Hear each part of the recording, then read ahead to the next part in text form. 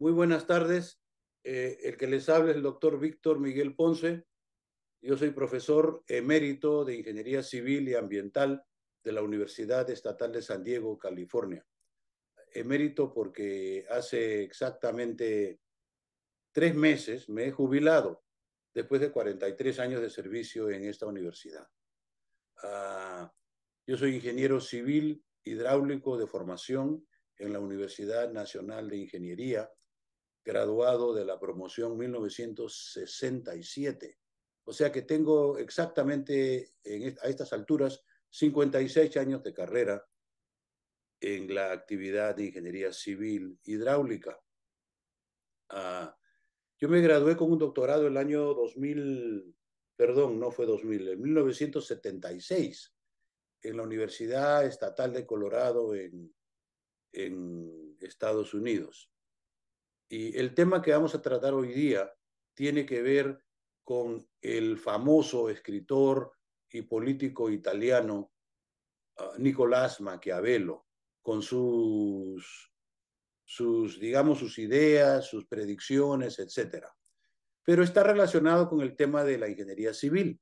Por eso yo llamo a este tema sedimentos, salinidad y cambio climático, según Maquiavelo. ¿Por qué estos tres temas? Vamos a ver eso en este momento. Um, pero comencemos por mi exposición de cómo yo llegué a Maquiavelo, siendo yo ingeniero civil. Ustedes saben muy bien que Maquiavelo fue un estadista y político italiano del siglo XVI o siglo XV, sí, siglo XVI, exactamente. Los 1500. Él escribió el libro que yo voy a mencionar hoy día, lo publicó el año 1517. O sea que ese libro tiene exactamente 500 años de publicado. Primero les voy a contar cómo es que yo llegué a Maquiavelo. En el año 2000, un fin de semana, me acuerdo muy bien, yo tengo muy buena memoria, llegué a, me sentí que tenía que hacer algo diferente. Un fin de semana fui a la librería aquí en San Diego, a la parte de historia, a mí me gusta mucho la historia, y me topé con el libro de Maquiavelo. Pero no es el libro que todo el mundo cita de Maquiavelo. La gente cita a El Príncipe. Yo como no sabía, yo pensaba que en ese momento, como el 99% de la gente, que Maquiavelo escribió El Príncipe y ahí terminó. Pero eso es falso. Maquiavelo escribió 8 libros.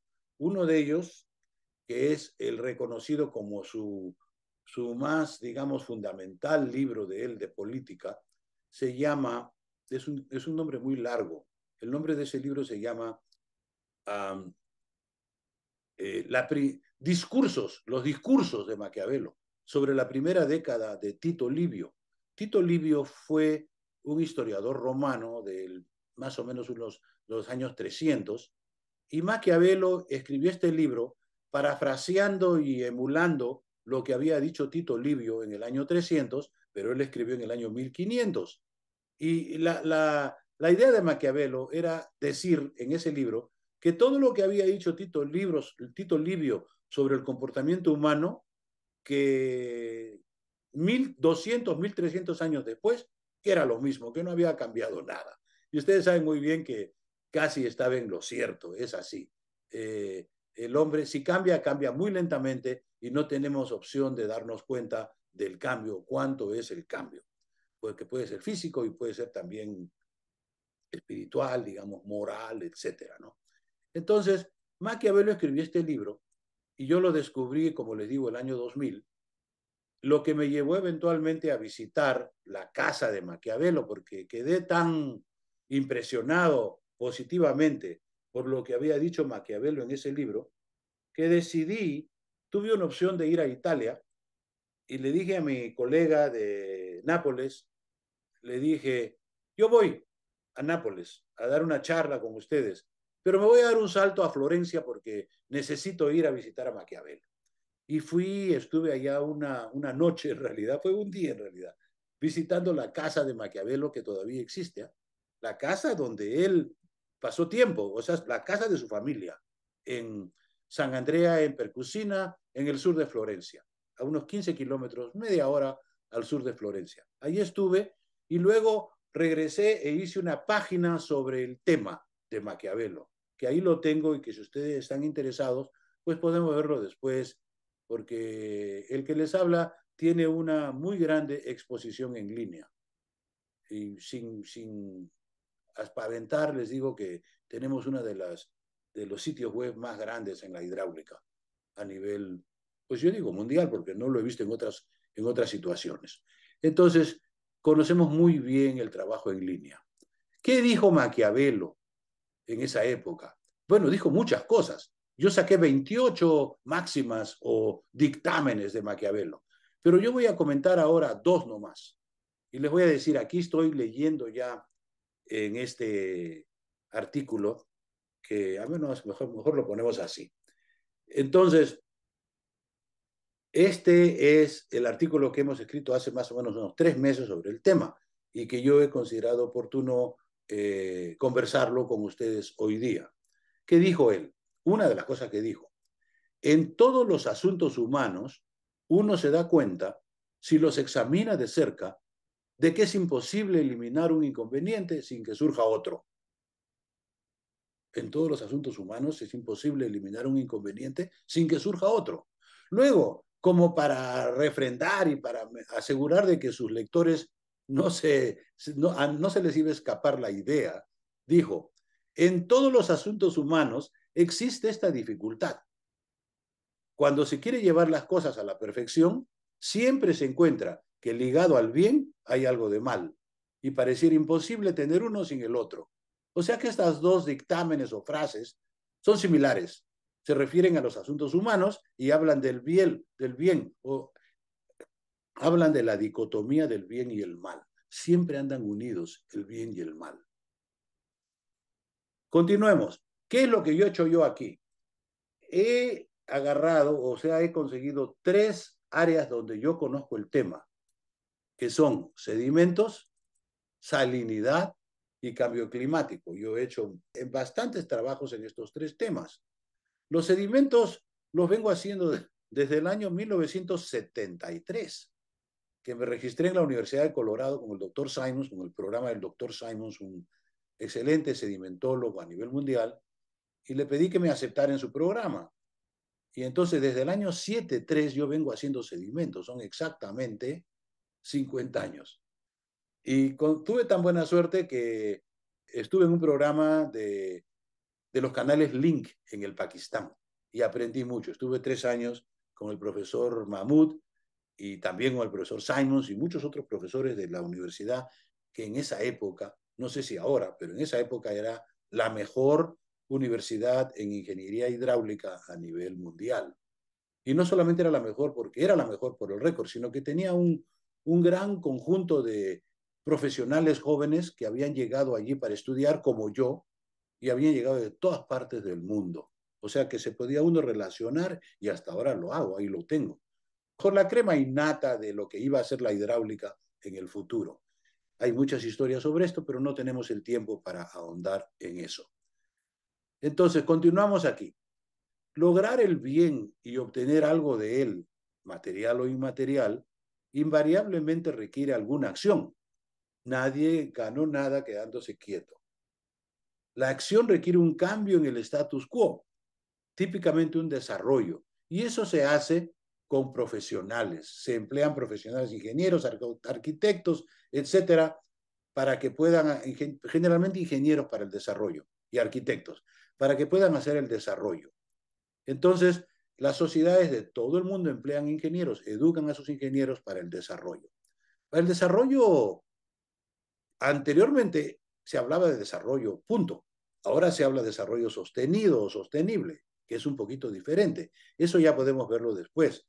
Es un tema que no les estoy abriendo los ojos. Actualmente, hace 30 años, ya se está hablando sobre el desarrollo sostenible. Anteriormente, a partir del año 87, o sea, hace más o menos 40, 35 años. Antes del 87 era desarrollo y punto. No se cuestionaba el desarrollo. Y a partir del 87 las Naciones Unidas comenzó a elaborar los temas que cuestionaban un desarrollo que no fuera sostenido o sostenible. Tenía razón Maquiavelo al señalar que no tenemos más remedio que aceptar esa dicotomía del bien y el mal.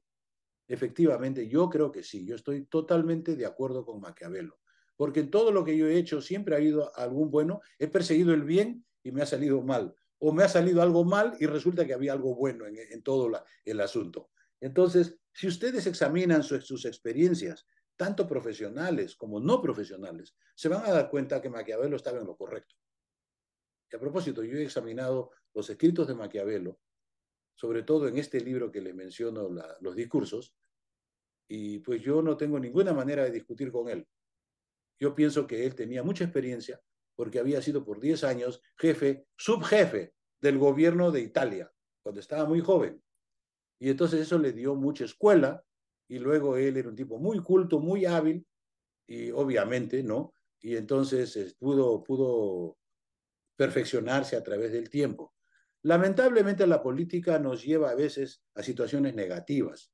Y entonces a Maquiavelo, cuando estaba bien con la política, todo andaba bien, pero después entró otro grupo de gente y lo trataron mal, según dicen, lo torturaron, lo iban a matar, porque en Italia en esa época se mataba a cualquiera, disculpen que hable así, sobre todo si eran enemigos, y parece que este señor Maquiavelo tenía tanto arraigo dentro de la academia, dentro de la intelectualidad, que alguien que tenía mucho poder político abogó por él y les dijo, no lo maten a Maquiavelo porque van a matar a Italia.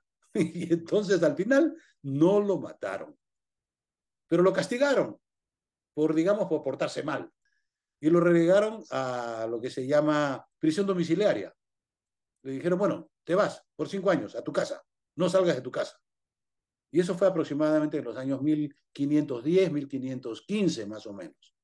Y entonces fue allí que, que la sociedad mundial se benefició.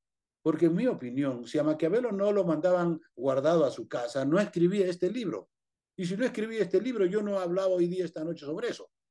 Entonces, lo que pasó fue que Maquiavelo fue ordenado a prisión domiciliaria por varios años, ¿no? Creo que fueron 3 o 4 años, y allí escribió todo esto, esta perla que se llama Los discursos de Maquiavelo, que yo voy a hablar ahora en este momento. Que ya hablé, ya les dije las dos frases que él dijo. Frases incontrovertibles, no se pueden discutir. Cualquiera que tiene experiencia se va a dar cuenta. Entonces, ahora voy a pasar yo a tratar los temas técnicos, porque ustedes, mi audiencia hoy día, son todos ingenieros civiles. Si bien que son jóvenes, como se dice, segundo año, tercer año, pero ya se están formando en esta gran profesión que es la ingeniería civil. Yo tengo, como le digo, 56 años y he practicado toda mi vida como ingeniero civil. Lo bueno de la ingeniería civil es que es muy amplio, no solamente en las áreas, usted puede ser estructuras, caminos, hidráulica, etcétera, transporte, geotecnia, sino también que puede el bagaje de conocimientos que usted tiene como ingeniero civil le da la capacidad de saltar y salir, qué sé yo, hacia la política, hacia la administración pública, etcétera. Y entonces a los jóvenes les da mucha capacidad para defenderse y posicionarse, digamos, en este mundo, en el trabajo, en el mundo del trabajo. Entonces, ahora en este momento yo voy a enfocar ya a la parte de ingeniería hidráulica. Después voy a pasar a la ingeniería de irrigación y finalmente al tema central de todo el mundo hoy día, que es el calentamiento global. Son 3 temas que voy a tratar. Y voy a contar la historia de cómo se relaciona la experiencia nuestra en esos 3 temas con lo que dijo Maquiavelo, con las 2 primeras aseveraciones de Maquiavelo. Ahora, continuamos entonces aquí. A las sociedades humanas contemporáneas les gusta batallar con el clima. ¿Cómo es eso? Hace demasiado frío, o hace demasiado calor, o está demasiado seco, o demasiado húmedo. Siempre la gente está hablando sobre el agua. Reconocemos la importancia del agua en todas las facetas de la experiencia humana, pero cuando se elige dónde vivir, huimos del agua. ¿Cómo es esto de que huimos del agua, doctor? Si a mí me gusta el agua. No, señor. La gente generalmente huye del agua. Si nosotros no huyéramos del agua, el Perú estaría concentrado allá en Pucallpa. Peor, más allá, al fondo, donde generalmente ya no hay ciudades por allá. Pero no es cierto. Los peruanos comenzaron en la sierra y luego se mudaron para la costa, porque la costa estaba bonita. No había mucha agua, no habían bichos, ¿correcto? Porque donde hay agua, mucha agua, hay muchos bichos. Y nosotros, como seres humanos, no podemos competir con los bichos. Son muchos. Y luego nos pegan, nos pican y nos pasan enfermedades malas, etcétera, disentería, un montón de cosas. Entonces es mejor vivir en un clima seco. Ah, pero un momento, pero usted necesita el agua para tomar y para bañarse. Ah, pero el agua la podemos traer de otro lugar. Para eso están los ingenieros hidráulicos. Ese es todo el detalle. Ese es todo el detalle. Entonces, digo aquí que si no fuera cierto lo que estoy diciendo, no habría sur de California. El sur de California está donde está la gente, pero no el agua. En el norte de California, al norte de San Francisco, está el agua y no está la gente. Entonces ya demuestro mi aseveración de que la gente se esconde, huye del agua. Y en California se ha visto mucho eso.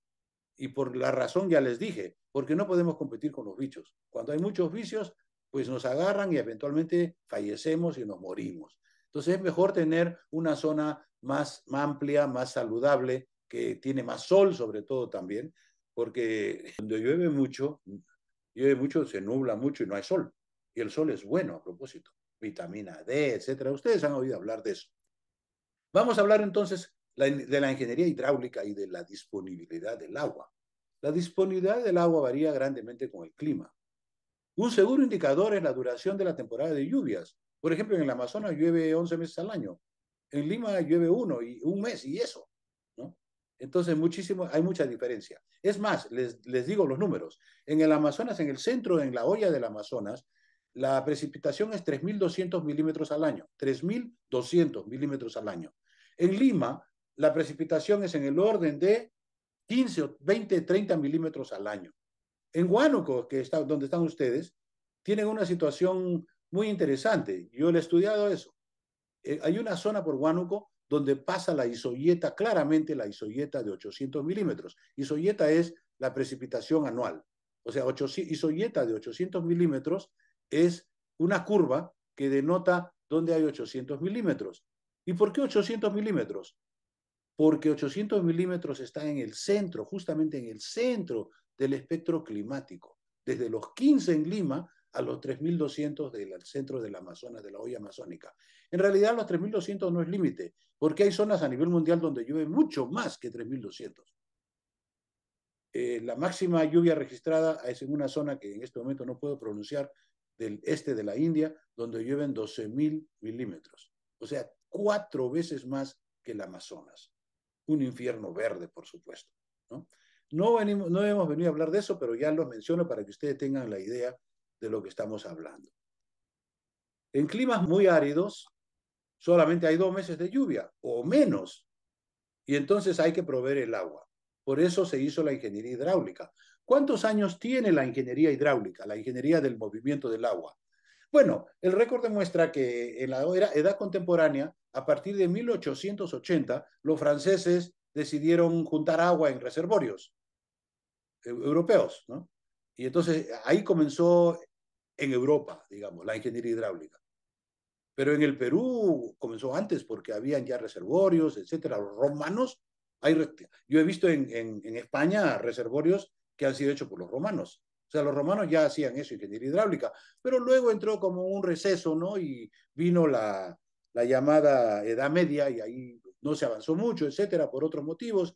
Y luego todo se recuperó a partir de la época contemporánea, 1800, 1900, y decididamente en el siglo XX comenzó decididamente ya la ingeniería hidráulica. Había que traer el agua. Y para esto les tengo una referencia aquí. En los Estados Unidos hay 84.000 embalses, 84.000 reservorios, embalses. Ahora, en el año 2023, lo he chequeado en Wikipedia. Cuando yo comencé a estudiar embalses hace 50 años, eran 50.000 en los Estados Unidos. Y generalmente se decía a grosso modo que la cantidad de embalses en los Estados Unidos es aproximadamente un tercio del mundial. O sea que si en esa época habían 50.000 en Estados Unidos, habían más o menos 150.000 embalses a nivel mundial. Ahora, con 80.000 en Estados Unidos, debe haber 240.000 a nivel mundial. Obviamente, todas las naciones construyen sus embalses para retener el agua y poder llevarlo eventualmente a las ciudades, porque las ciudades no solamente necesitan, sino demandan. Tú no puedes hacer desarrollo de ciudades sin hacer acumulación de agua en reservorios, etcétera, lejanos o cercanos, para proveer a la gente que se bañe. Pues cada persona recibe 200 litros. Ustedes no saben un dato interesante. En Latinoamérica se diseña con 200 litros por persona. Y en Estados Unidos se diseña con 200 galones. Oiga, pero ¿por qué hay diferencia? ¿Hay diferencia? Claro que hay. Un litro, 4 litros es un galón. Entonces quiere decir que en Estados Unidos se usa 4 veces más agua que en Latinoamérica. La respuesta es, por supuesto. Y yo pensé que eso lo sabía yo porque soy ingeniero hidráulico, ¿no? Pero el otro día, hace un año más o menos, hay un fulano, un hindú, que tiene un programa allá en Estados Unidos de domingo, le dan el domingo para que hable, y lo mencionó eso, dijo, me he enterado de que aquí en Estados Unidos se usa 200 galones y en otras partes del mundo, por decir Latinoamérica, etcétera, etcétera, se usa 200 litros. Quiere decir entonces que aquí estamos de más, estamos usando mucha agua, tal vez tendríamos que recortarla. Qué interesante que ese señor haya dicho eso, porque fue el primero que yo noté que dijo eso, porque anteriormente no se había mencionado ese detalle de que en Estados Unidos se usa 4 veces más agua no como norma que en otras partes del mundo. Entonces, ¿qué pasa? Hacemos un embalse, hemos hecho un montón de embalses en todas partes del mundo. Aquí en el Perú hay muy grandes embalses, les menciono ahora y ahora las voy a mencionar. Pero ¿qué pasa? El embalse es para recolectar, vamos a decir, acumular agua. Pero tú no puedes acumular agua sola, porque viene con sedimentos. Todo el agua viene con sedimentos. Entonces, al final resulta que al acumular el agua para proveer a las ciudades, estás acumulando también sedimentos. Y el sedimento se sedimenta, se va para abajo. Y eventualmente ese reservorio se llena de tierra. Eventualmente se llena de tierra. ¿Cuánto demorará? Eso depende. Ahí están los ingenieros hidráulicos y los ingenieros de sedimentos, como el que les habla, para que calculan cuánto va a durar. Depende, ¿no? El caso, por ejemplo, que les menciono aquí es el reservorio de Gallito Ciego en La Libertad. Ese reservorio está aproximadamente 50% lleno. Esta foto la tomé yo personalmente hace unos 6 o 8 años, no me acuerdo exactamente. Pero como ustedes ven, eso es tierra y está al 50% lleno. Pero ese es un caso raro. Bueno, este reservorio se ha llenado rápido. Pero hay otro reservorio en el norte, en Piura, el Poechos. También está, el Poechos está a 58%, creo. El ingeniero Montenegro, que ha estudiado esto hace varios años, está en Europa ahora haciendo su doctorado, me ha mencionado y me ha dado la información sobre eso. Poechos también está lleno. Hay un poquito de diferencia entre Poechos y Gallito Ciego, porque el Poechos tiene mucho efecto del niño. Gallito Ciego no tiene tanto, tiene, pero no tiene tanto. Bueno, eso no lo he estudiado yo en detalle, pero lo que sí les digo que Poechos se ha llenado en 3 situaciones del niño que ha habido allá, el año 8.3, el año 9.8 y el año 2.11, creo, 2.12. Cada el niño ha llenado 20% Poechos. O sea que Poechos está lleno por el niño. ¿Digo por qué? Porque efectivamente la ingeniería de sedimentos determina que cuanto más alta es la descarga, más carga los sedimentos, pero no es lineal, es súper proporcional, o sea, muchísimo más sedimentos. Una descarga el doble causa 5 veces o 10 veces más sedimentos. El cuádruple, 40 veces. Y como estas descargas del niño son altas, pues ellas son las que han llenado los sedimentos. Se dice, por decir, ¿no? Que en el próximo el niño se llenará Poecho. Y si son 12 niños uno detrás de otro, con un espaciamiento de 5 o 10 años, Poecho estará totalmente lleno. Y una vez que Poecho se llena, ¿qué se va a hacer? ¿Cómo va? Ya es pura tierra, ya no hay agua. Entonces ya va a haber efectos en la agricultura, porque actualmente se está usando esa agua, eso se hizo para agua de la agricultura. Hay bastante agricultura en esa zona. Hay terrenos muy amplios que necesitan irrigación y sin agua no se va a poder hacer.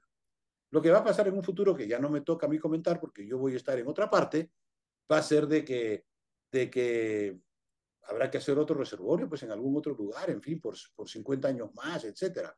Y nos vamos así construyendo estas islas de sedimentos cada 100 años. ¿Es bueno eso? Bueno, no tan bueno, pero tampoco es tan malo porque hemos tenido el agua, el beneficio del agua. Entonces, como ustedes ven, está claro que es así. Hay una dualidad aquí. Tenemos el agua, pero también tenemos los sedimentos. Pero ustedes me dirán, los que no conocen el tema dirán, pero deshagámonos de los sedimentos, botémoslos, eliminémoslos, llevémoslos al mar. No, eso no es tan fácil. Eso es costosísimo, muy moroso, engorroso y generalmente no se ha hecho. Ahí lo tienen ustedes el embalse Gallito Ciego. Sacar los sedimentos de un reservorio es carísimo. Y que yo sepa, se han hecho en muy contadas oportunidades. Hace poco me enteré que hay un reservorio que le dieron de baja ahí en California, en el norte de California, en donde se han dado la tarea de sacar toda la tierra y llevársela y ponerla en otro lugar. Oiga, pero ¿esa tierra es buena o es mala? Es dos, las dos. Es buena, es mala porque parece feo, pero es buena porque tiene todos los nutrientes que dan vida a las cosas. O sea que lo interesante sería agarrar toda esta tierra, llevársela y ponerla donde se puede usar y que sí se puede usar. Y eso se ha hecho en algunas oportunidades, pero es costoso. Entonces, como ustedes ven, existe aquí la dualidad del bien y el mal. Siempre que hay algo bueno, siempre hay algo malo. Y lo hemos demostrado con el hecho de los sedimentos, que es un tema que yo manejo hace 50 años, ¿no? Lo bueno es el almacenamiento del agua para satisfacer las necesidades de la sociedad. Lo malo es el depósito de sedimentos en los embalses destinados a almacenar agua. Y aquí nos topamos nuevamente con las admoniciones de Maquiavelo. Los seres humanos no conocemos ninguna forma práctica de deshacernos por completo del problema de los sedimentos. El sedimento viene con el territorio. Si almacenamos agua, almacenamos sedimentos. Si a usted se le ocurriera, por algún motivo, quitarle los sedimentos, hacer un desarenador al principio y luego pasamos al agua por el río, a la hora que usted llega al final donde lo va a usar, volvió a cargar sedimentos, porque el agua tiene la capacidad intrínseca de cargar sedimentos por cuestión mecánica. Entonces no puede hacer. Lo único que podría hacer usted es hacer un canal limpio que no tenga ningún sedimento, un canal de concreto, pero tendría que ser bien largo, etcétera. Ya es un costo asociado. O sea, les repito, el problema de sedimentos subsiste y todavía no lo hemos resuelto completamente. Yo no creo que lo vayamos a resolver. Viene con el territorio. Si tienes agua, tienes sedimentos. Y lo mejor y peor de todo, ahondando en el tema, es que los sedimentos no son ni tan buenos ni tan malos, porque se pueden usar. Y hay muchos temas sobre eso que no viene al caso en este momento. Pasemos a la irrigación. Todo el mundo está de acuerdo con la irrigación. Vamos a usar el agua que de otra forma se iría al mar. La perdemos en el mar. Todos los políticos dicen eso. Vamos a usar el agua. Bueno, porque ellos no saben. En realidad, el político en realidad sabe un poquito de todo, pero casi nada de nada en realidad. Entonces, ellos vamos a utilizar el agua para que no llegue al mar. Eso es una teoría bastante reglamentada en realidad. Pero hay un problema. Yo les voy a mencionar ahora el problema. Y a algunos de ustedes les voy a abrir los ojos porque algunos de ustedes a lo mejor pensaban que no había ningún problema con la irrigación. Tal vez haya con los sedimentos, pero no con la irrigación, por favor. La irrigación es limpia. Vamos a ver eso, ¿no? La mayoría de las personas consideran el riego como una empresa encomiable. El objetivo es aumentar la cantidad de alimentos, una población mundial que crece. Actualmente, 8.045 millones a mediados del 23. A simple vista el tema parece estar claro. Hay un problema. Las plantas utilizan el agua, evapotranspiran el agua, pero el agua que les llega a las plantas mediante el riego no es pura. No es pura. Hay una cierta cantidad de sal en toda agua de riego. Toda agua tiene sal y las plantas no la utilizan. La única agua que no tiene sal es el agua pura, purificada. ¿Pero dónde está esa agua, por favor? No existe, solo compra en la tienda. Es más, tú no puedes tomar agua purificada. Si tú tomas agua purificada H2O puro, eventualmente te da una enfermedad y te mueres. No voy a entrar en detalle, pero es cierto. El agua que hay que tomar es un agua que tiene un poquito de elementos allí químicos, digamos, componentes, para que funcione, pues, para que funcione bien. Todas las aguas tienen una cierta cantidad, un porcentaje, partes por millón de sólidos disueltos, se llama. Generalmente en las aguas potables ese porcentaje es 20 o 200 partes por millón. 200 partes por un millón de partes es el agua potable, el nivel de agua potable aceptada, que varía, puede ser 100 también. Hay ríos, un río en California que tiene supuestamente el más limpio de California, que tiene 80 partes por millón. es el río más limpio de California en salinidad, pero ya tiene 80, que no tiene 200 porque 200 es el normal. ¿Hay ríos salinos? Sí, un río de 500 partes por millón ya es salino, 1000 super salino. El Colorado, el río Colorado tiene 800 partes por millón, ya es salino y ahí tiene sus problemas. Entonces la salinidad está ahí siempre. ¿Y por qué está ahí la salinidad? ¿Por qué la naturaleza nos dio la salinidad? Lo que pasa es que el agua tiene la capacidad de recoger. No solamente recoge sólidos mecánicamente, sino recoge sólidos disueltos, pequeñísimos que no se ven a simple vista, las recoge químicamente, por lo que se llama el momento de dipolo. O sea, la estructura de la molécula del agua es tal que a la hora que ella discurre o se mueve, recoge. Recoge lo que está alrededor. Nada, punto, eso no lo puedes arreglar. Eso es, tendría que modificar la molécula del agua y eso es imposible, obviamente, ¿no? Entonces, pero eso lo ha hecho la naturaleza para poder posibilitar una serie de procesos físicos y químicos que permiten la vida.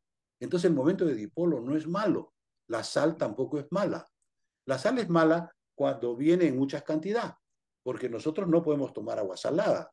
Si usted está en el mar y se queda náufrago y toma agua salada, eventualmente fallece, pues, porque la sal, hay un nivel de sal en el cuerpo humano, pero tiene que ser un nivel muy tolerable, pequeño, porque si es muy alto, ustedes saben muy bien que si usted consume mucha sal, cosas saladas, ensaladas con mucha sal, eventualmente le da una enfermedad y fallece, pues. Entonces hay que controlar la ingestión de sal. Preferible disminuirla al mínimo posible. Eso lo dice todo el mundo. Sin embargo, nosotros como seres humanos tenemos la costumbre de comerse una ensalada que tiene todos los, digamos, las verduras que son buenas, pero le echamos un poquito de sal para que sepa bien, pero debe ser controlado. Entonces, las plantas utilizan agua, pero el agua que llega no es pura. Hay una cantidad de sal de agua en toda agua de riego y las plantas no la utilizan, por lo que se acumula en el suelo. Como era de esperar, los dictámenes de Maquiavelo aparecen esta vez con cierta venganza, porque todos hemos pensado que la irrigación es buena, pero ahora Maquiavelo nos está diciendo no tan buena. Pero díganme, Maquiavelo es el único que habla sobre esto y además él no habló de la sal. Él nomás dijo que en todos los asuntos humanos, incluyendo la irrigación. Pero hay un señor, varios a propósito, hay un señor que se llama Van Schilfgaard, un holandés, que el año 91 escribió el último capítulo del manual de drenaje de la SCE. La SCE, el doctor Tanji de la Universidad de California, Davis, lideró la escritura, o sea, la preparación de este manual de drenaje, que en esa época era muy necesitado, y le puso 25 capítulos, ¿ok? En los cuales se enseñaba a todos los ingenieros de irrigación cómo hacer la irrigación supuestamente de la manera más técnica. Usted sabe que eso es físico, químico y biológico también, bien complicado. Y al final, Tanji le encargó a Van Schilfgaard que escribiera el último capítulo. Y él escribió el último capítulo que se llamó ¿Debemos continuar haciendo la irrigación? Yo nunca vi una cosa así. Un libro que en 25 capítulos le dice cómo hacerlo y en el capítulo 26 le dice, se pregunta a sí mismo, ¿debemos hacer esto? Como ustedes saben que eso, no, que yo sepa, nunca lo vi. Cuando lo vi me quedé totalmente sorprendido. Pero ¿qué resulta? Que la irrigación como tal tiene sus bemoles y sus bemoles bien grandes. Que la gente en general no quiso verlo. Decidimos no verlo. Mejor no lo vemos. Está feo. Mejor déjalo por un lado. Ignorémoslo. Y entonces se ha ignorado. A propósito se ha ignorado. A propósito. Se ha ignorado digamos, los defectos de la irrigación. Pero Van Schilfgaard era un holandés, un tipo muy hábil, muy, digamos, buena persona, que dijo, mira, esto hay que decirlo, porque si no lo decimos, la gente va a pensar, se va a engañar, va a pensar que esto está bien todo. No está bien todo, hay un 10% que está mal y yo lo voy a decir. Y lo dijo. Yo los invito a ustedes que vayan y vean ese libro, año 91, que se llama Manual de Drenaje Manual de Irrigation Drainage, creo que es el manual de drenaje de irrigación, porque hay varios drenajes, hay drenaje pluvial, drenaje de irrigación, hay varios tipos de drenaje. Entonces, eso es lo que lo que se habla de la irrigación. ¿Cuándo se maneja el riego? El riego se maneja a partir de los menos de 800 milímetros, que es el fulcrum, por decir la diferencia. A 800 milímetros, más de 800 milímetros casi usted no necesita irrigación porque va a llover. Pero si es 600 o 400, si es 200, sí necesita. Si es 100, por supuesto, mucho más. Toda la costa, no toda, pero la gran mayoría de la costa peruana está actualmente irrigada para cultivo de exportación, espárragos, que esto, que el otro, etcétera. Ha venido gente internacional. ¿Por qué? ¿Por qué? Para que haya irrigación saludable o sostenible, tiene que haber buen suelo y tiene que haber buena agua, o mucha agua. Y efectivamente en el Perú bendito se produce eso. El suelo está excelente, ya les voy a contar después por qué.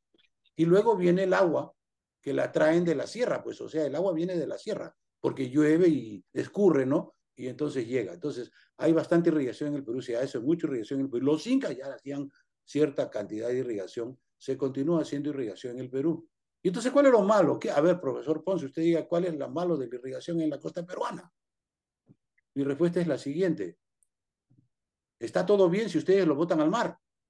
Pero aquí tenemos el mar a un costado. Vayan, bótenlo. Benditos sean ustedes, Dios. Dios. Bendito sea Dios, que nos dio al Perú la capacidad de botar el agua aquí nomás. Y efectivamente se puede botar cerca. Cerca serán 10 kilómetros, 5 kilómetros, hasta la vera de la playa. Bueno, pero hay otras situaciones, que ya les voy a contar después, que no son 10 kilómetros, sino son 100, 200 kilómetros y montaña en el centro. Ahí sí no la pueden botar el agua al mar. Son drenajes endorreicos y entonces están fastidiados. Pues. Y eso lo voy a contar en un minuto aquí. Bueno, entonces, ¿se ha hecho irrigación en Estados Unidos? Sí, por supuesto. El Buró de la Reclamación, el famoso Buró de la Reclamación, se creó el año, esto no creo que lo sepan ustedes, se creó el año 1903 por Teddy Roosevelt, que era el presidente de esa época, Teodoro Roosevelt, presidente de Estados Unidos, con el fin de propiciar el desarrollo, no, el asentamiento y desarrollo del oeste americano. Porque el año 1903 la gente se preguntaba, yo vivo en Illinois y ahí llueve 1200 milímetros. ¿Yo para qué me voy a California, al sur de California? Ahí no llueve. Me voy a morir de hambre. Y no querían ir, se resistieron. Y entonces ahí los americanos en Washington dijeron, hay que ayudarle a esta gente, no va a haber desarrollo en California. Si no, no vamos a poder expandirnos del Atlántico al Pacífico.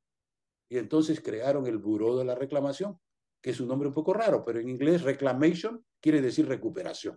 Es el Buró, la Oficina de Recuperación de Tierras Federal de los Estados Unidos, 1903. Esa gente tiene 120 años y han sido muy exitosos en el desarrollo de la hidráulica de irrigación a nivel Estados Unidos y por qué no decirlo a nivel mundial, porque sentaron escuela e hicieron que mucha gente, incluyendo al que les habla, pues aprendiera de ellos y lo usara, etcétera, etcétera, a nivel mundial. Los libros del Buró son muy reconocidos por ser muy técnicos y muy buenos, ¿no?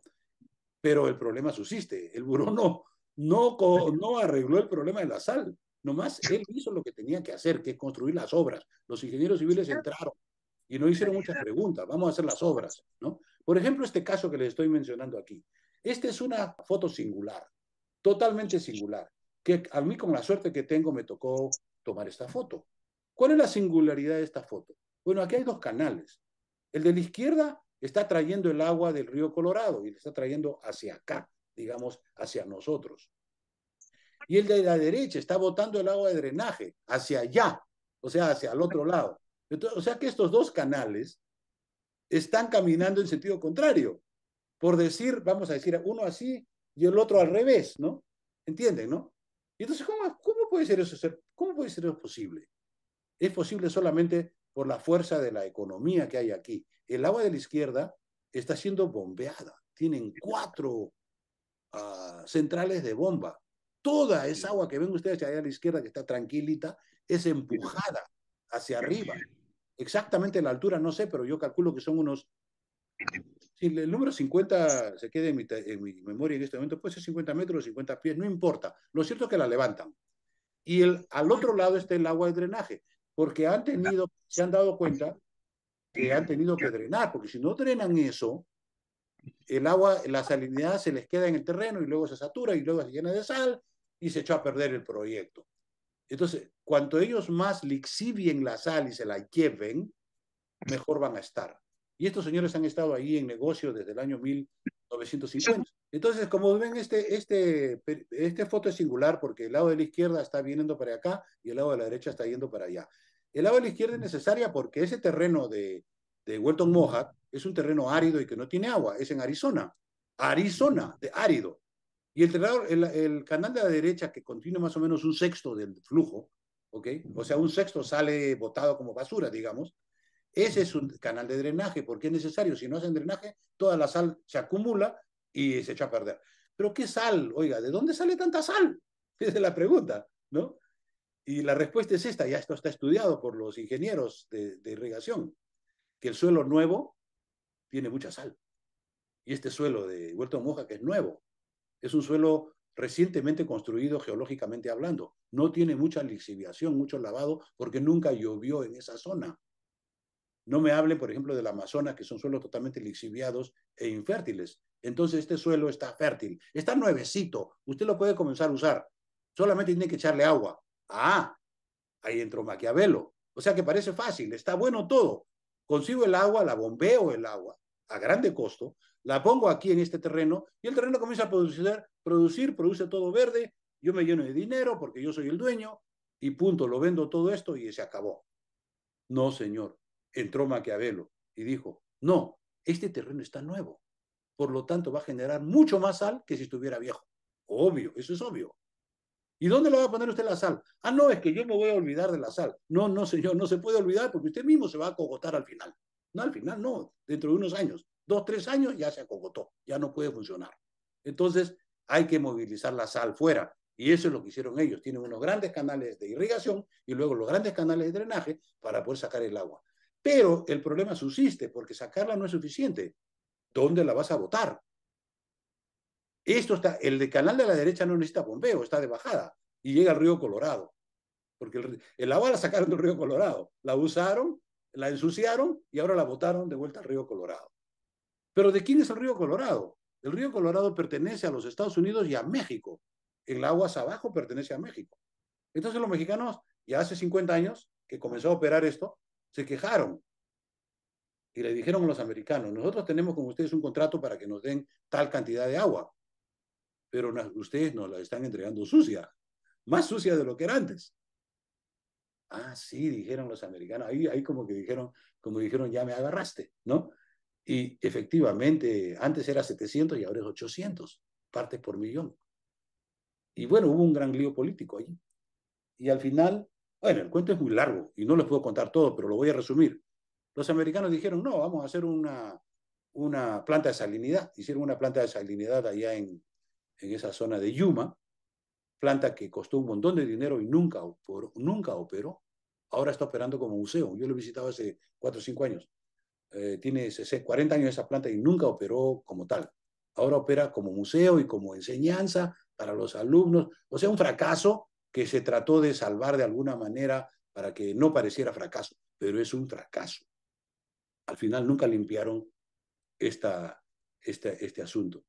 Y al final les voy a decir con toda franqueza que los mexicanos se acostumbraron al agua sucia porque llegaba a un lugar que nadie utilizaba y los pájaros les había gustado el agua sucia, etcétera. Un lío tremendo, una cuestión muy compleja, biológica, física, ambiental, todo.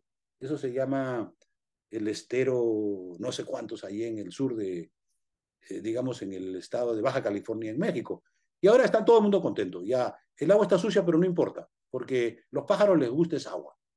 Más o menos es así, ¿no? Y además los hombres no la están utilizando.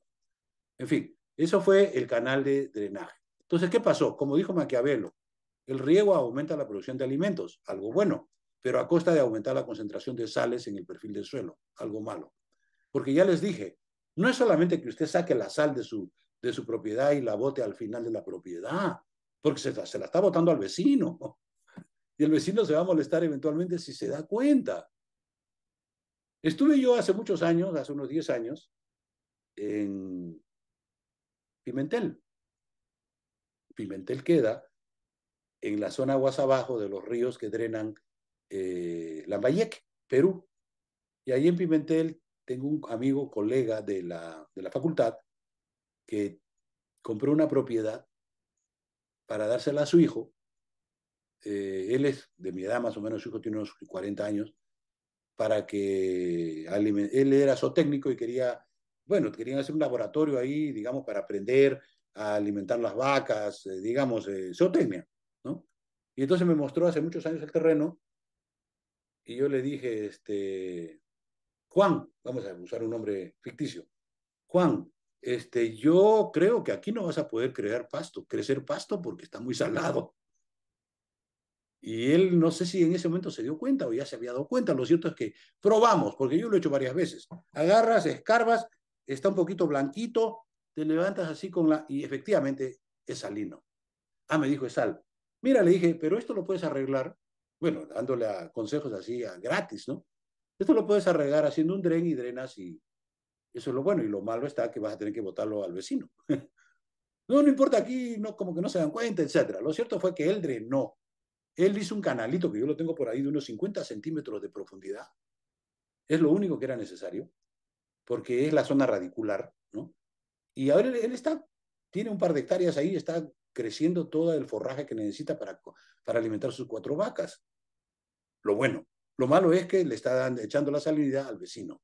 Eso está aproximadamente a más o menos medio kilómetro, 1 kilómetro del mar. O sea que hay daño, pero no hay mucho daño. Lo ideal sería que estuviera en el mar, pero él no compró su terreno en el mar, pues en la vera del mar no. O sea que hay esos problemas de vecindad que depende pues de la gente si se van a poner a pelear o van a resolverlo o van a asumir el costo, etcétera. Eso existe en todas partes del mundo. ¿Okay? Como ustedes ven entonces, la salinidad no es una cosa que no tiene sus bemoles, tiene un montón de bemoles. Les muestro acá dos fotos más. El lago Tulare en el sur de California, condado de Kings. El lago Tulare se comenzó a explotar en el año 1900-1920. Es un lago.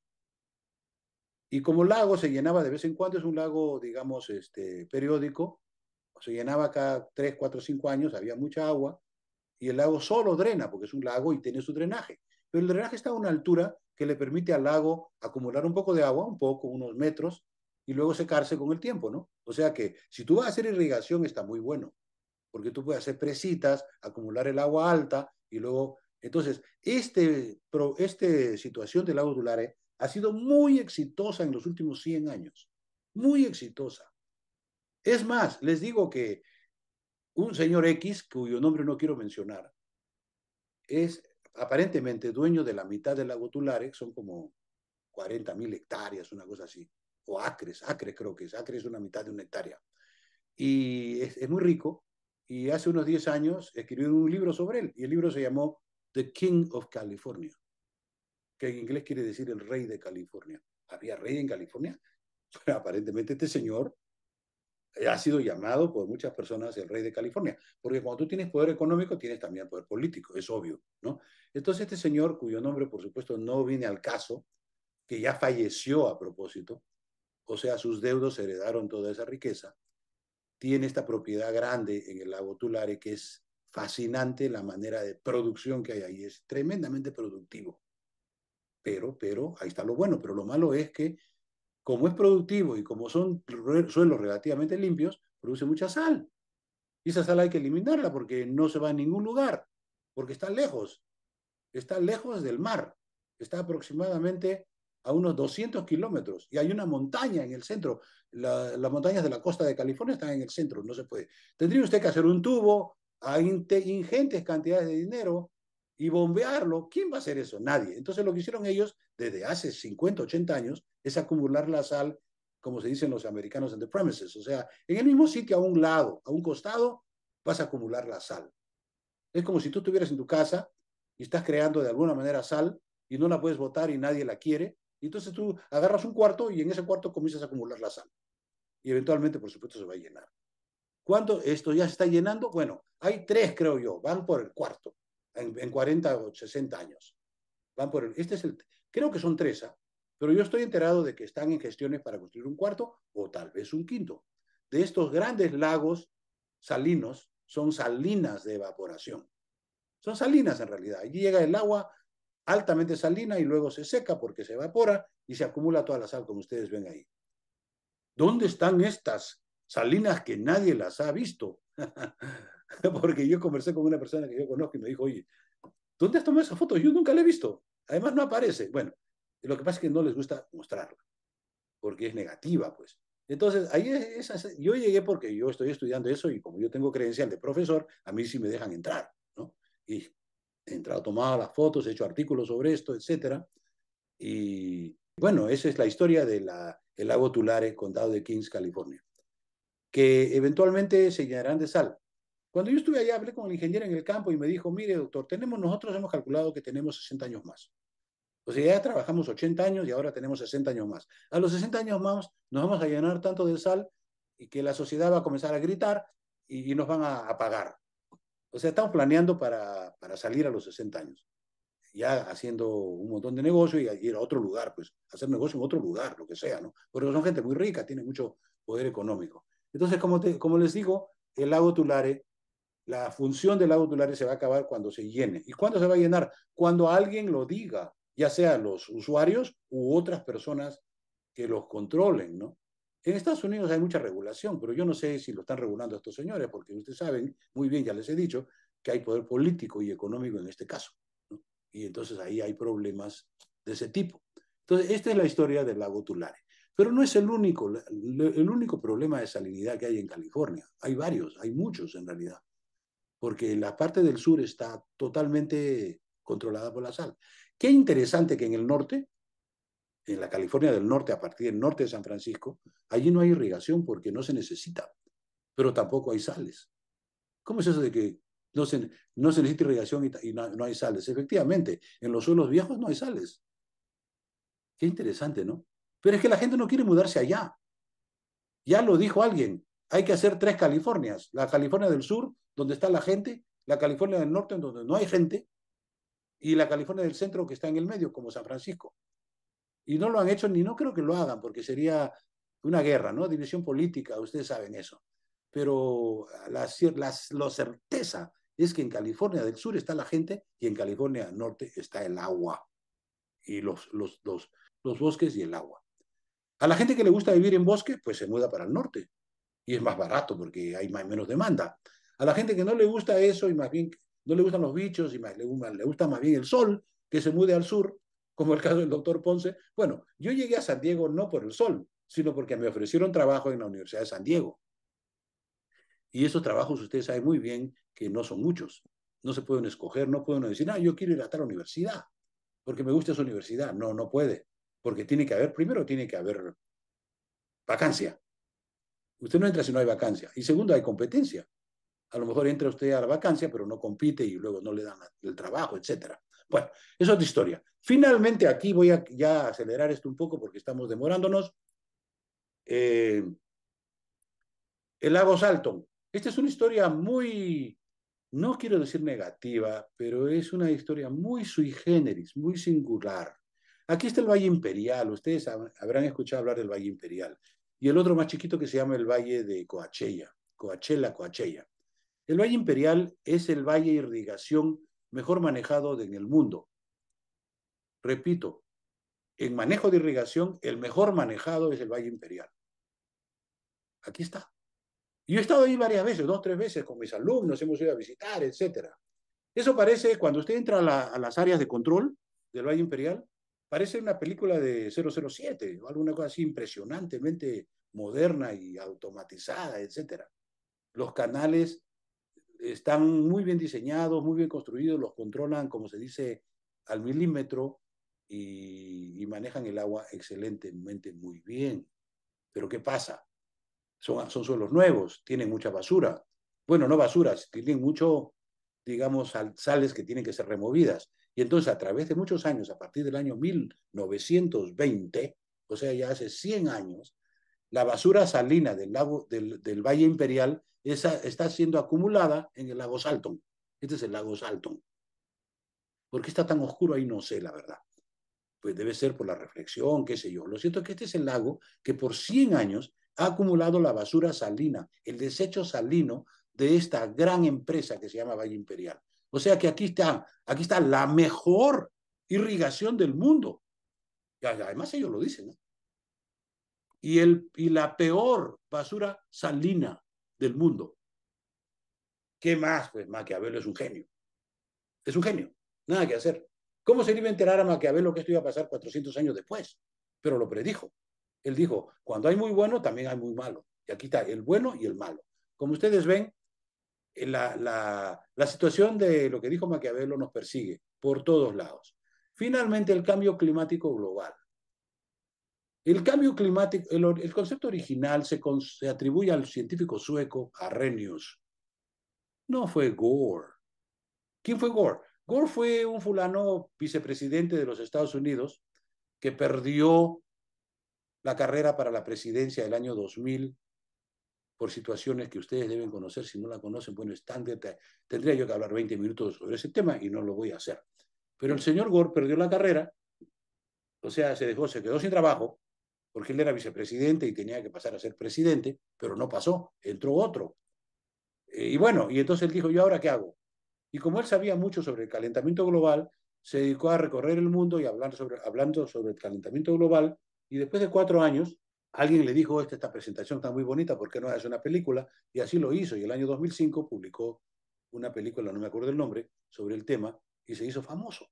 Él ya era más o menos famoso, era había sido vicepresidente de Clinton por 8 años, pero lo que no se sabía, no, lo que no era famoso era que el cambio climático global ya estaba en ciernes y que estaba sobre nosotros. Él fue el que, digamos, blew the whistle, o sea, como dice, agarró el pito y dijo, ya estamos en el calentamiento, señores, o damas y caballeros. Entonces, efectivamente, el calentamiento global comenzó, ya les voy a decir cuándo comenzó, pero bueno, cuando ya Gore lo descubrió el año 2005, todo el mundo se puso a hablar. ¿Y yo cómo fue que Gore lo descubrió? Que yo sé que Gore lo descubrió. Pues le digo, pues yo tengo experiencia en esto. Yo escribí el año 2003 un artículo sobre este tema. Muy bueno el artículo, pero que casi nadie lo miraba. Tenía un número de visitas como de 20 o 30 por día, que yo considero que es poco. Bueno, digamos que es, pero no es grande.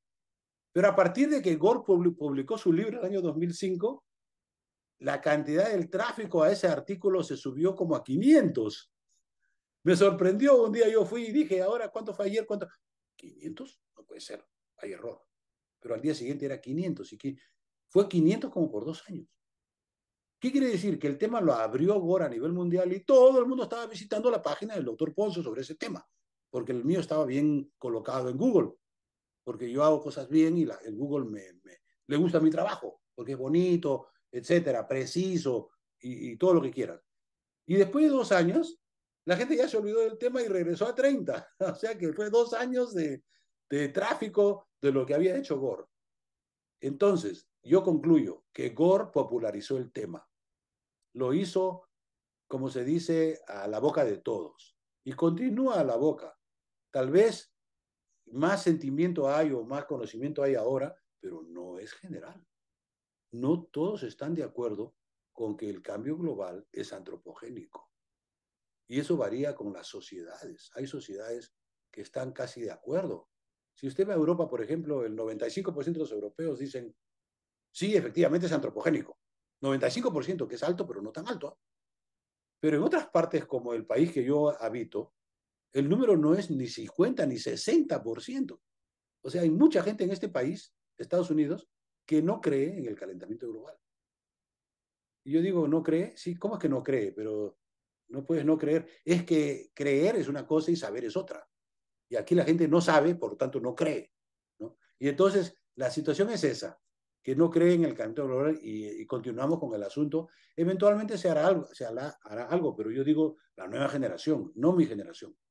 Nosotros ya estamos de salida, pero las nuevas generaciones, los muchachos, nuestros hijos y nuestros nietos tendrán que hacer algo, porque si no, se va a venir, como se dice, Armagedón, como dicen los americanos, ¿no? Que va a comenzar las inundaciones, los ciclones, las quemas de bosques, y va a ser casi pues, muy difícil manejarlo. Pero yo no creo en eso porque la gente se va a dar cuenta y va a corregirlo. Eventualmente se va a corregir. Hoy por hoy ya se está corrigiendo. ¿Quién comenzó este asunto del calentamiento global? Vamos a ver el inicio.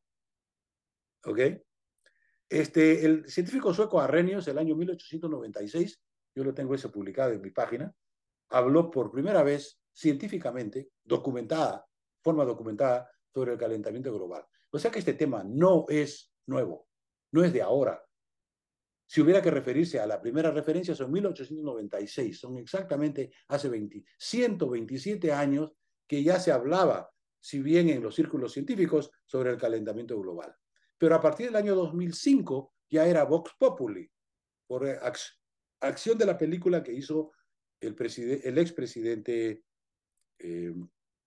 Gore de los Estados Unidos, ¿no? Entonces, en mi concepto personal, la gente puede estar de desacuerdo con lo que diga ahora, pero el comienzo del cambio climático está relacionado con los logros de una persona, el industrial estadounidense Henry Ford. Ustedes han oído hablar de Henry Ford, el inventor del carro Ford. En 1913, hace 110 años, Ford finalizó la implementación de su línea de ensamblaje, la cual permitió la producción en masa de vehículos automotores, al mismo tiempo que aumentó considerablemente la producción de automóviles. El automóvil pasó de ser algo que usted compraba por $100,000 por 10,000, más o menos en esa época, y quién sabe menos. No tengo referencia exacta, pero ha sido más o menos así, un décimo del precio. Lo que propició que, vamos a decir, un montón de gente ya podía accesar a los automóviles. Fast forward, como dicen, 100 años, y ¿cuántos automóviles hay en el mundo?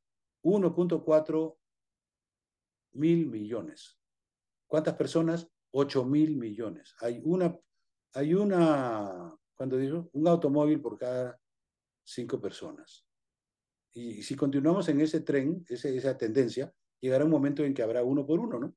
Como el caso de los celulares. En este momento hay 5,000 millones de celulares. Ya llegará a 8,000, que es un celular por persona. Claro, un celular cuesta $500, etcétera. Un carro cuesta mucho más, es más difícil, es más lento el proceso, pero llegará. Y ahora les voy a decir algo que es cierto también, ¿eh? Se puede decir, y esto es un poquito fuerte, pero vamos a decirlo, todos somos adultos. La verdad es la verdad. ¿Se puede decir que los americanos causaron el calentamiento? No. Ellos lo que hicieron fue propiciar el desarrollo del calentamiento, pero ellos solos no. Los que han causado el calentamiento es nuestros vecinos, nuestros colegas, la nación de los chinos, porque ellos son muchos. Y el año 70, no tenían el dinero para comprar carro, ni para producirlo. Pero hace un fast forward usted de 50 años y ahora sí lo tienen. Y entonces la mayor cantidad de carros a nivel mundial está en la China, ya no está en Estados Unidos. Hace 30 años era Estados Unidos, pero ahora es la China. Ahora los chinos han accedido a la clase media y cualquier persona que accede a la clase media se compra un automóvil, deja de manejar, deja de ir en bus. Es la verdad. Entonces, esa situación tenemos que confrontar. ¿Que se hará cambio eso? Bueno, cambiará en el futuro. No, yo no estoy en el futuro ni voy a estar en el futuro, pero les digo, tendrá que cambiar. Entonces, es el famoso Henry Ford. Ahora sí les voy a leer algo interesante. La historia demuestra que Henry Ford nunca asistió a la escuela secundaria. ¿Cómo que no asistió? Es que en esa época había mucha gente que no iba a la escuela o que iba y a la final no se graduaba, etc. Hay mucha gente que no se graduaba de la escuela. Con decirles, el señor Hitler no era graduado de la secundaria. No le gustó el estudio como se dice, se fue, ¿no? Hitler, que casi cambió al mundo. Lo mismo con Henry Ford. A la edad de 28 años, a Henry Ford, como sabía mucho de electromecánica y de mecánica automotriz, le ofrecieron trabajo como ingeniero, fíjense, sin haber terminado la secundaria y sin haber ido a la escuela, ya era ingeniero a los 28 años en una compañía. El resto es historia. Búsquenlo en Wikipedia, porque está todo allí. Con su limitada formación científica, Ford no pudo comprender las consecuencias de la aventura geológica y atmosférica a la que, sin darse cuenta, llevó al mundo. ¿Cómo es eso de aventura? Claro, aventura, porque él no sabía. Nadie sabía. Nadie sabía. Muy poca. Hay poca gente que sabía, pero no tenía influencia. Pues eran los científicos, los académicos, Ellos no tienen influencia, lo que tienen influencia son los políticos. Habría que pasar la verdad académica a la verdad política, y eso es complicadísimo, complicadísimo. Imagínense, no quiero entrar en ese detalle porque entro y ya no salgo ya. Crecimiento. Creció en los combustibles fósiles, luego se quemó el combustible fósil en una gran cantidad, se descubrió el petróleo. El petróleo lo guardó la naturaleza con el fin de que la atmósfera se preservara. Y nosotros lo descubrimos a partir del automóvil y lo comenzamos a sacar en grandes cantidades y lo continuamos sacando como si no tuviera efecto. Sin embargo, sí tiene efecto, eso ya está demostrado. Entonces, Ford no podía haber adivinado correctamente el futuro. Nadie puede exactamente adivinar el futuro. La población era de 1.600 millones en la época de Ford, ahora son 8.000 millones, 5 veces más. Madurez del tema. El aumento sostenido del dióxido de carbono en la época contemporánea ha sido documentado por Charles Killing, quien a partir del año 59 emprendió la medición de la concentración de CO2 en Mauna Loa, Hawái. O sea, sin esta curva de Killing, nadie podía decir con certeza qué es lo que estaba pasando. Pero él, como era científico atmosférico muy capacitado aquí en San Diego, a propósito, él vivía aquí en San Diego hasta que falleció hace unos 8 o 10 años, él construyó esta curva llamada la curva Killing, y en muy interesante caso, falleció el año 2008-2009, y antes de fallecer lo educó y le dio el trabajo a su hijo, y la Universidad de California, que es donde ellos trabajaban o trabajan, hizo la salvedad o la singularidad de entregarle el trabajo de Killing padre a Killing hijo. Él se llama Ralph Killing, el otro es Charles Killing. Actualmente la curva Killing está siendo mantenida y construida por el hijo del original Charles Killing y continuará por unos 30, 40, 50 años hasta que el señor fallezca, y vamos a ver qué pasa, ya no lo voy a ver. Pero ahí está la curva Killing. ¿Por qué es sesgada? Porque el mundo es redondo y esta curva es del norte, del hemisferio norte. Si fuera del hemisferio sur sería similar, pero al revés. Los picos estarían en los valles y los valles en los picos, porque es así, así funciona el mundo. ¿Por qué el mundo es redondo? ¿Por qué es redondo? Ahí está. No hablemos de eso como Copérnico, porque tiene que rotar y no va a rotar si es cuadrado o cúbico. No puede rotar, no tiene estabilidad.